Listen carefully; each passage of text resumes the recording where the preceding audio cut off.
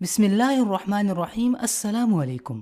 فجر کی نماز کے بعد 6 دعائیں ضرور پڑھا کریں۔ جو شخص فجر کی نماز کے بعد یہ 6 دعائیں پڑھے گا، اللہ تعالیٰ اس کی زندگی میں برکت دے گا اور اس کا پورا دن اچھا گزرے گا۔ پورا دن اللہ تعالیٰ اسے رزق عطا کرے گا، اللہ تعالیٰ اس کی مشکلات کو دور کر دے گا اور دن بھر کی پریشانیوں کو اللہ ختم کر دے گا۔ یہ دعائیں پڑھیں۔ نمبر 1، اللہم انی اسألک العافیت فی الدنیا والآخرہ۔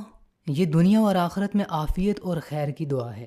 نمبر 2، ربنا اغفر لی، اس سے سارے گناہ معاف ہوں گے۔ نمبر 3، استغفر اللہ ربی من کل ذنب واتوب الیہ۔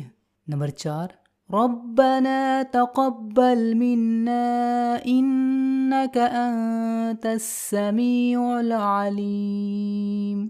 نمبر 5، یا راحم المساکین۔